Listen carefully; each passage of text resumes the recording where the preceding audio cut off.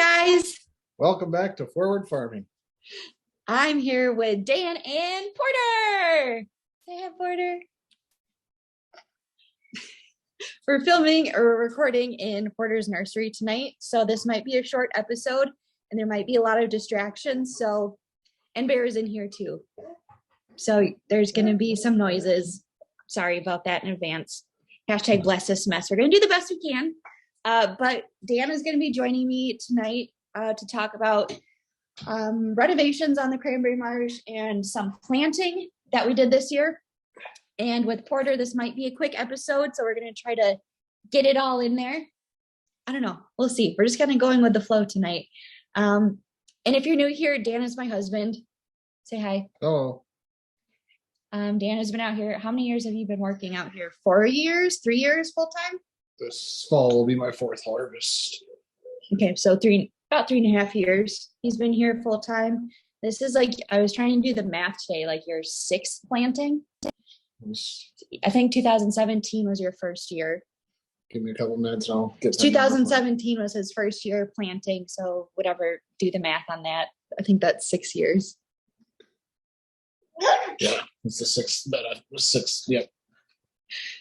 So before we jump into that, happy belated Father's Day. Thanks. How was your first Father's Day? It was good. I changed very few diapers. If you haven't heard Dan before, I promise he talks a little bit more. He did a couple episodes already. He did one with Joey and I and Becca. Joey's Becca's husband. That was like in our first season. So if you haven't listened to that one, that's probably one of my favorite episodes, called Ovaries to the Floveries. I couldn't think of it. That's a good one. And then he also did an episode with Joey and Tom, Annalise's husband. That was right before Porter was born. It was a boys only episode. So that was last summer. So if you haven't heard those yet, go check them out. What did Porter get you for Father's Day? Was a coffee mug from him. Yeah. What did your coffee mug say?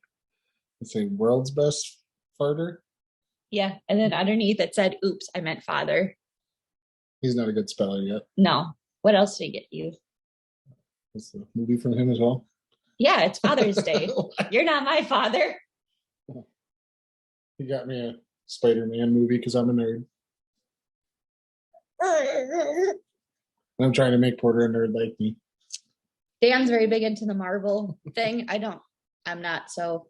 But I wanted to see the new Spider-Man. It looked pretty. I watched like bits and pieces of it. It was pretty good. What would you rate it? I don't know. Put me on the spot. That sounded like a 5. It's too low. 7. 7? Porter gives it a 7. So that's pretty good for Porter. Porter doesn't like TV very much. Except for the news. Oh yeah, he does like the news. So every time we have the news on in the morning and he hears the little weather jingle, he just like snaps his neck, whatever he's doing, to watch the weather. So he's already off to a good start to be a farmer if he's that interested in the weather already. Okay. Enough of that. Let's not pinch our fingers. We're set up on Porter's changing table right now. So I didn't want him to be crawling around here and tip this over on himself. So I figured this would be a good spot for us to sit. And there's a drawer right in front of us with little snacks in it. So hopefully this will keep them. Everybody needs snacks when they're pooping.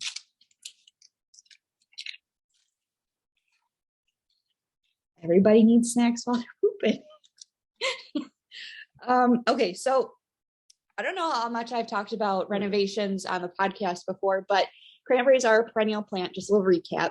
So that means you don't have to replant them every year. I think our oldest vines that we have on the marsh, we have like 6 acres of vines that are over 60 years old. And the rest are kind of staggered throughout the marsh too. So like our newer varieties, so there's different varieties of cranberries as well. So they're kind of like apples. They all pretty much look and taste the same. But the biggest difference is kind of their readiness harvest rate. Shape. And there's a little bit difference to the shape and the fruit density, the flesh thickness too, depending on if we want that variety to go more towards juice or more towards like the sweet and dried cranberries. So the berries with the thicker flesh are going to be turned into like the craisins, whereas like the thinner flesh berries are going to be a little bit more juicier, and those are a better cranberry to go into cranberry juice. So the variety that we planted this year is an early harvest. So that'll probably be ready like early September. Is that what they said? Mm-hmm. The 9th is what they have been getting, but that all depends. September 9th. Yeah. So this variety is new to us. So the planting method was just a little bit different than it has been the previous couple of years. How many acres did we renovate? It's right about 7. Okay. So when we plan our renovations like 2 years in advance usually, so you can kind of tell when a bed is coming to the end of its like prime. It's dirty already. Oh, he's dirty already. So you can tell when the beds are coming to kind of like the end of their prime, just when they aren't producing as much fruit as they used to, or they're not living up to like our standards, or it's just not a good variety fit for us. So after the last harvest of Dan's trying to get diaper wipes out. Sorry. So after the last harvest of that bed that we're going to be renovating in this following spring, after the fruit is harvested, we'll go out and we'll pretty much light all the vines on fire and just burn everything off down to the ground. And then we'll go through to use a bulldozer first and push it all up into piles.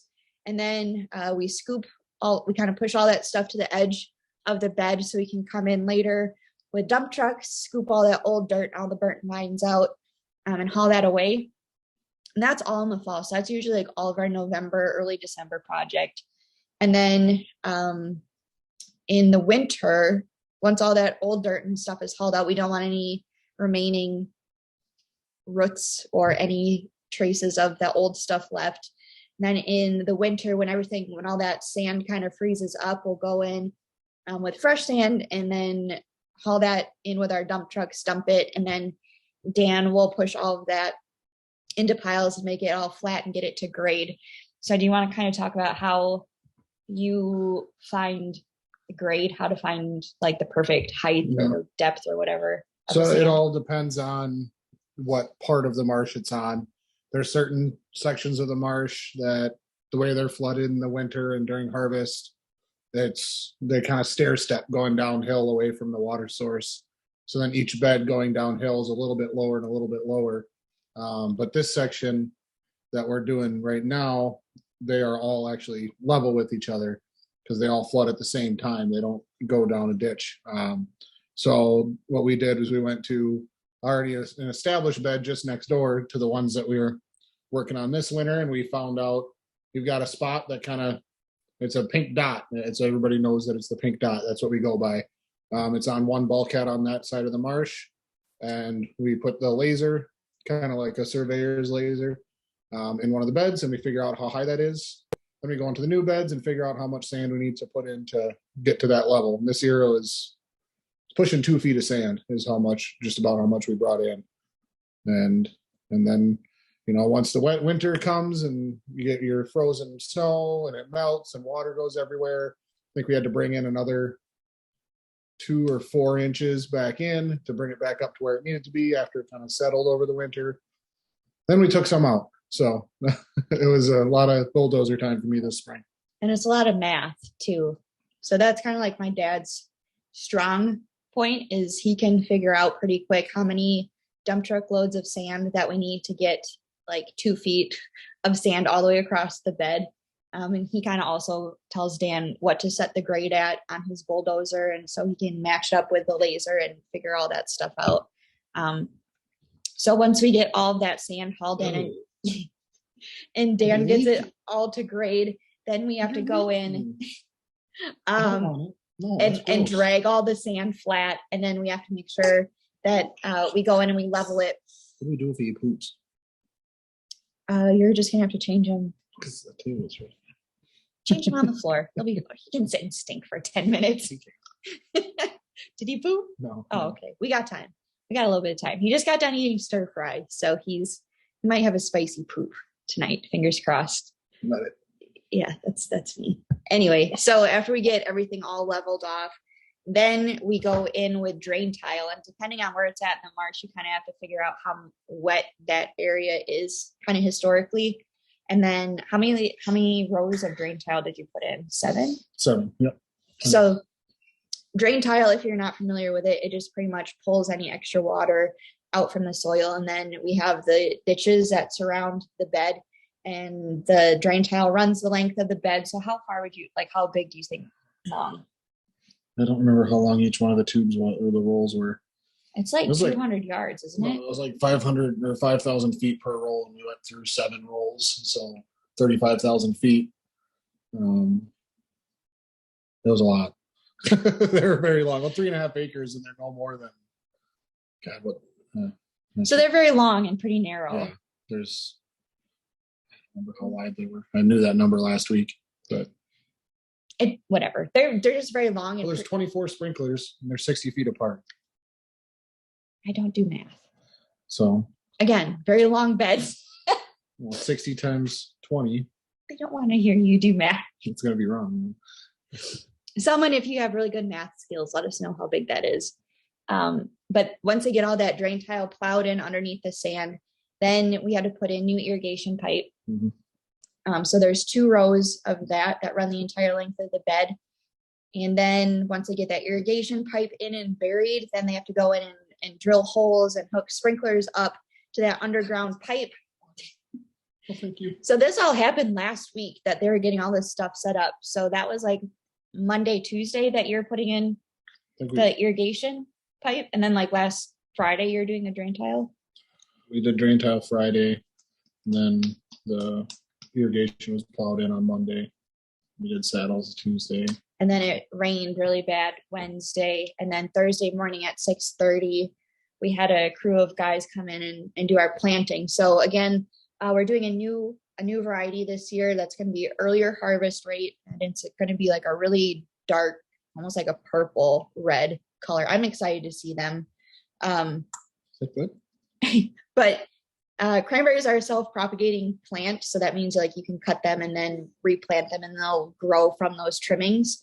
So there's actually a licensed grower that's like 5-10 miles away from us, who develops new varieties, and then growers can go to him and purchase those varieties from him. So he grows them. You have to do this a couple years in advance, let him know what kind you want, how much you want.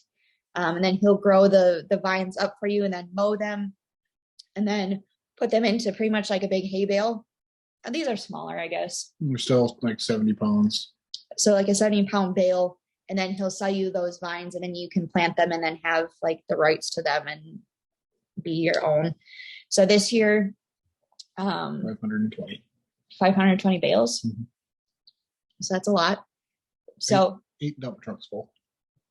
So we had to go do 8 dump truck full of these vines. And then what happened when you brought the vines back? Well, we have to keep them wet, so we set up sprinklers next to our ponds, had a little jet pump engine, and watered them all night until the next morning when we started planting. And then we've got a glorified manure spreader that Scott will sit in a wheeled excavator. Scott's my dad. Oh, sorry. Amber's dad will sit in the wheeled excavator, and he's got a little clam bucket, and he'll pick up the vines, the bales themselves, put them into the back of the truck, and we'll fluff them with pitchforks and whatnot. So you're pretty much just separating the vines and breaking the bales apart.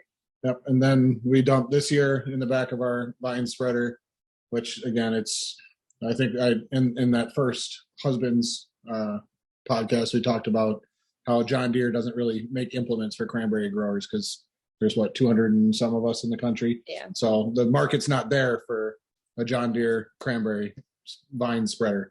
So ours is handmade, but it acts a lot like a manure spreader.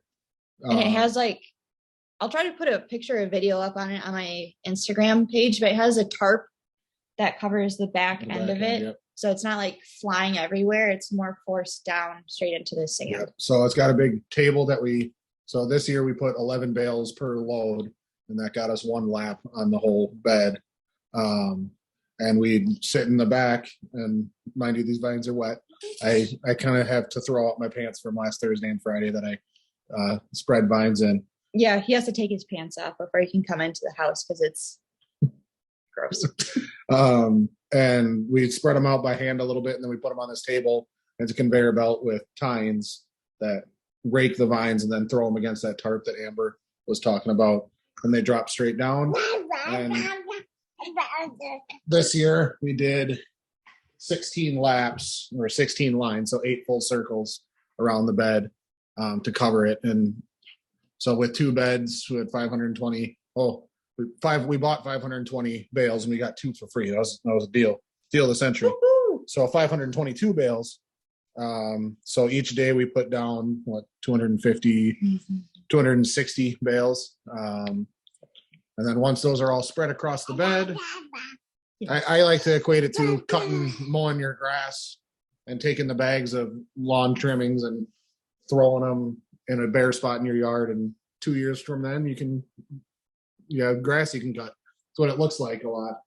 And then once the vines are laying on top of the fresh sand, then we have another machine that is hand built by growers, it's similar to a disc like you would for plowing.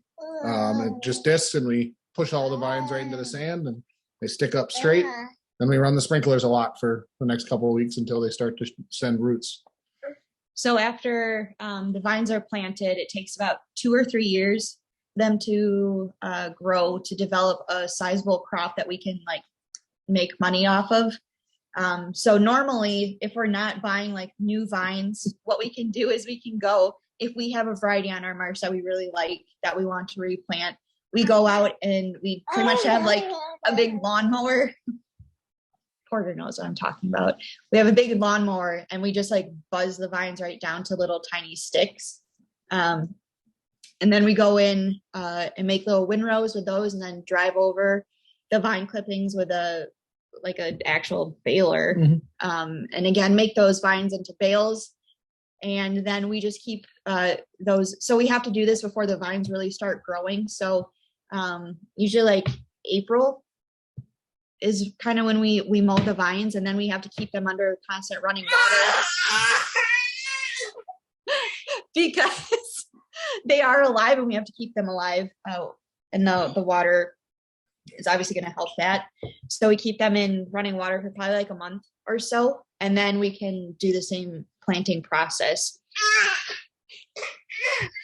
And there's also another way that you can do planting that we used to do, which I'm glad we don't do anymore, and that's with plugs. So it's very similar to if you buy flowers and you get the little individual plugs of flowers. That's how planting trees. Yeah, or planting trees. Like an orchard. So we would get this giant flat of cranberry vines, and every single plug had one little vine stick coming out of it. And we'd have kind of this sleigh that we would pull behind a tractor, and it would fit, I want to say 9 people in the sleigh, and next to every seat. So you're riding right down next to, real low to the ground. And next to every seat, there's going to be a little trough that's plowing a path next to your seat. And then you have a whole tray, a whole flat of plugs sitting on your lap, and you're just throwing those plugs in there as fast as you can. And then kind of right behind your hand, there's 2 tires that will cover up the trough, and then push that plug right into the ground.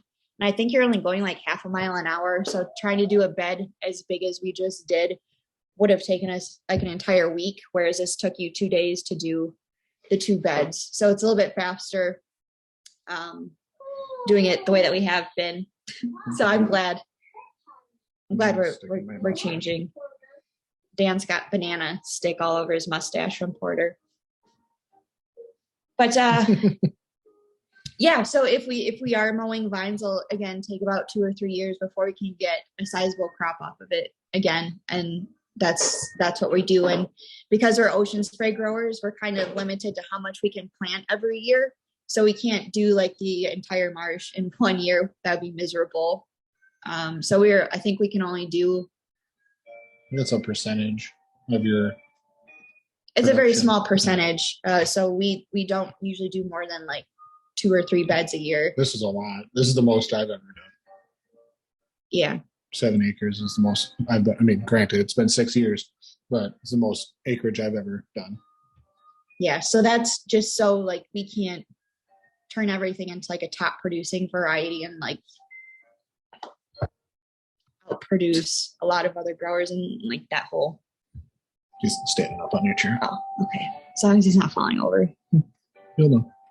So what else are you doing in summer? What is a summer month like for you? Well, once we're done planting, this is late. We're about a month behind probably. Yeah. Just mainly because of the spring weather. The thaws and the freezing, the thaw and the freezing, and then having to mess around with a lot of different dirt levels like we were talking about earlier. Having to raise and lower the bed a couple different times. And again, it's 7 acres is a lot to move sand if you're doing 2 inches at a time in a bulldozer. I get big piles if I'm taking 2 inches off when you're going over 3.5 acres. So that takes a long time. So, but once we're done with that, I'm spent a lot of time in my mowing tractor. 93 beds out here, 91, 93. I don't know. It's one of those two. And each one of them has 4 sides, and the ditches all need to be mowed, mainly for weed control. If you let grass on the side of the bed go to seed, those seeds go right into the bed, and then you got grass growing in the middle of the bed. We don't want that. That we fertilize once a week. So the grass grows really well in the bed. So I do a lot of mowing, whether it be our flood ditches, our bed ditches. I do that, and then it sounds like tomorrow afternoon we're probably going to start our summer fertilization schedule. It's gonna be hot. Yeah, it is. It is, but not too much. But just Sunday morning, Amber's dad sprayed for fungicide to protect our new blossoms from, with it being as humid as it has been. Try and avoid some fungus on the marsh with water, because we're watering the vines almost every day. And I think tonight I saw it's almost 40% humidity in the air right now. So you can go swimming in the sky. So you kind of want to protect those blossoming berries from fungus and things of that nature. A lot of the summer is spent on weed control and feeding those berries once fruit set happens. That's when we really hit the ground running, is once we start seeing pinheads, which I don't know if Amber has mentioned. So there's different stages of growth on the vine. So it starts out as a bud, obviously, and the buds are formed later summer for the following year. So that's what we're protecting all winter long. So when we're harvesting, there's already the crop there for the next year. Can I take them? Yeah, sure. So then they go dormant after harvest, and they start coming out of dormancy in the spring after we have a couple of warm days. And then once they start coming out of dormancy, that just means the vines start growing again. And then the buds start swelling or getting bigger to develop the blossom. So they go through a couple different bud development stages. So they kind of start popping open and turning into like little hooks that the blossom pops out of. And the blossoms are really pretty. They smell kind of like a sweet clover, I'd say. And they look similar to the head of a sandhill crane. So they're pink, and then they have like a little tiny beak. And then the fruit develops inside of the petals. So once that fruit starts forming and kind of pushing the blossom out, that's called a pinhead. And then the fruit just starts swelling. So usually we start seeing signs of fruit. I was going to say the end of June, beginning of July, and then the rest of the summer they spend growing. And then usually like July, kind of middle end of July into August, the fruit starts out as like a really like a yellow green color, and then as the summer goes on, that fruit that's exposed to the sunlight kind of gets sunburnt, so it gets like that flush pink start of the red color. And then later in the summer, when you start getting cold nights, so like August, beginning of September, the cold weather is what turns the fruit the deep dark red color. So all the fruit that's kind of growing on top of the vines that's exposed to the weather usually has a better color than the fruit that's growing underneath. So like a vine can one single vine produces an upright, which is like the blossom where the fruit grows, and a single upright can produce, I don't know, like the most I've seen is like 7 berries on one single upright. So you usually have multiple berries on one single vine. So fruit usually grows kind of like in like the vine when it grows, it's a stocky stem or a woody stem, a stocky stalk. And it's a woody stem. And then there's kind of like the fruit. And then on top of that, there's going to be foliage or like the leaves. And the leaves act as a canopy to protect the berries from like heavy rain, hail, strong wind, just walking on it in general.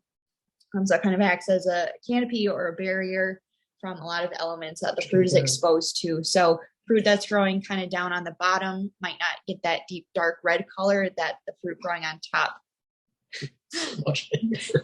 might. Porter has, what are they? They're like little banana sticks. It's a Gerber Soothe and Chew. So he popped 2 teeth on the bottom, but like it's kind of like a dried banana roll. Looks like a rabbit toy. Yeah, it does. It looks like a little rabbit chew toy. So he's just mowing down on that. He has banana. I'm going to put this up on YouTube so you guys can see it. And Dan and I are matching on purpose, obviously. Yep. I got dressed first. Yeah, you did. I did. You did. I was up earlier, but you got dressed first. It was up like 15 minutes after you. Still counts. So now that Frost Watch is kind of over, hopefully, gotta piss the dog off. Now that Frost Watch is kind of over, hopefully, we're irrigating almost every day now.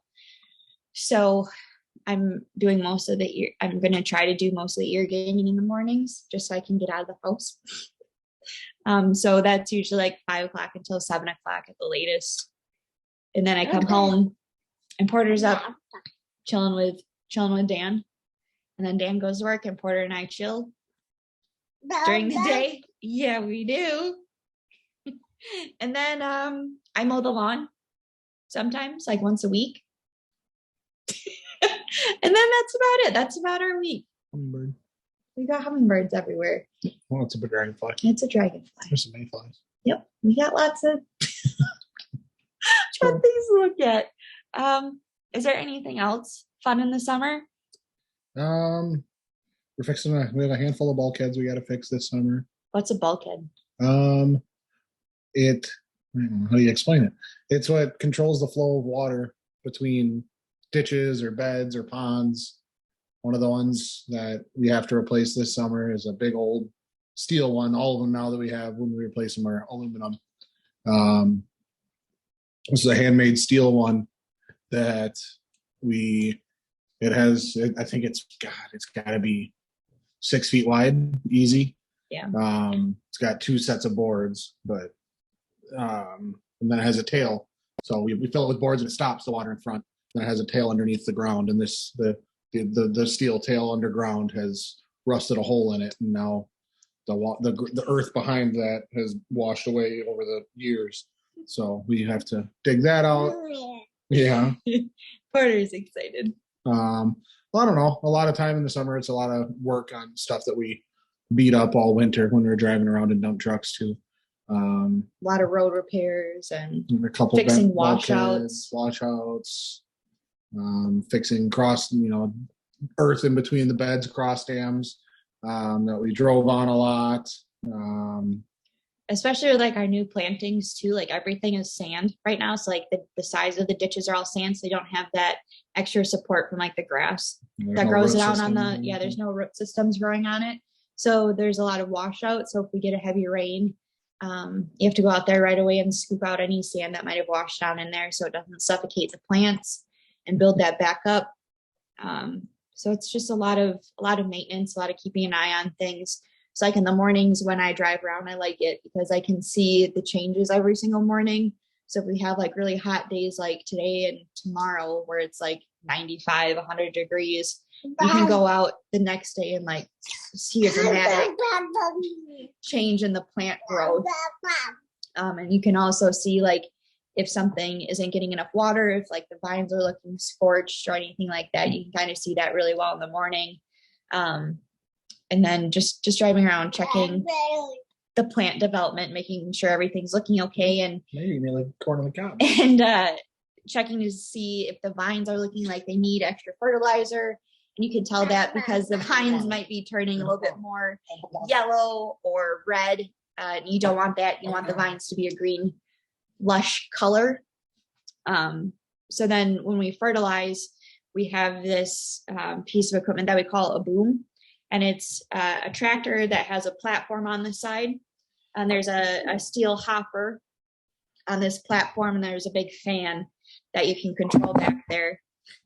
So there's like this, how long is the arm? Oh, shoot, 90 something. 90 some feet long. And then on that arm, there's PVC that runs from the steel hopper out the length of the arm. And then there's little ports that come out of the PVC that just blows the fertilizer down. So it's pretty precise, and you can control the ports on the what's the hopper on the platform. I couldn't think of the word. The hopper, you can control There's the ports gates for every port. Yeah, so you can close those ports depending on like the width of the bed. So usually the arm will reach halfway across the bed. So you make one lap down and then you turn around and come back the other direction. So it covers everything. And you have a sheet with you on the platform that tells you what ports need to be closed depending on which bed you're on and the direction you're going. So you're not getting overlap in the middle and then causing a bunch of overgrowth because of over-fertilization. So once we start fertilizing, you're probably at least putting something on at least once a week, and from like June until end of August, until the fruit stops growing pretty much, or until the vines don't need the extra minerals to support growth of the fruit. But then at the same time, you're, like you said earlier, you're working on that bud for next year already too. Yeah. So not only does a vine need support for the fruit, it also needs support to grow the bud.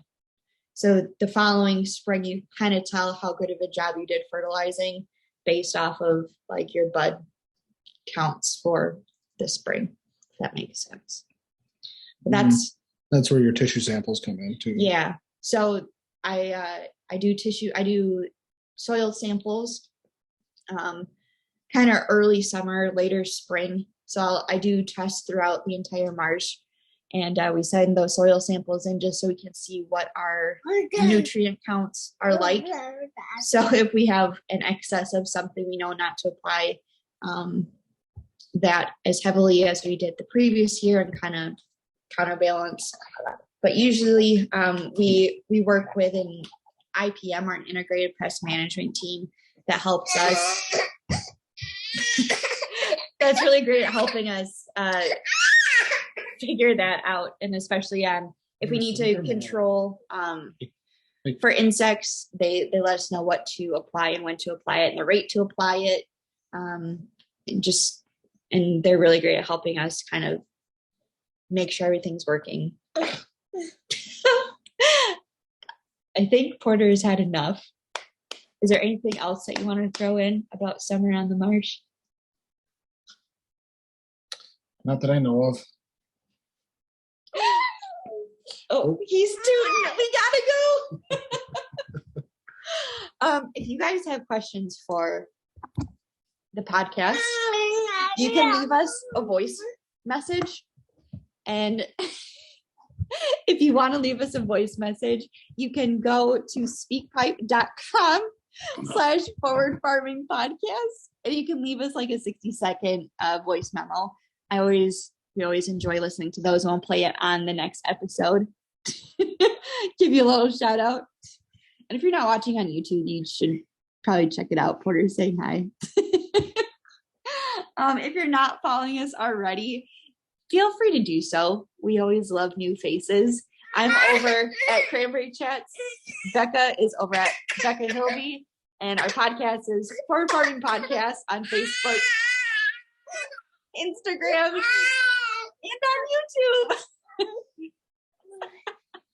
Also, if you guys are feeling like extra generous and like kind of bored, I just launched a new blog. If you want to check that out, I have one blog post and a drink recipe on there.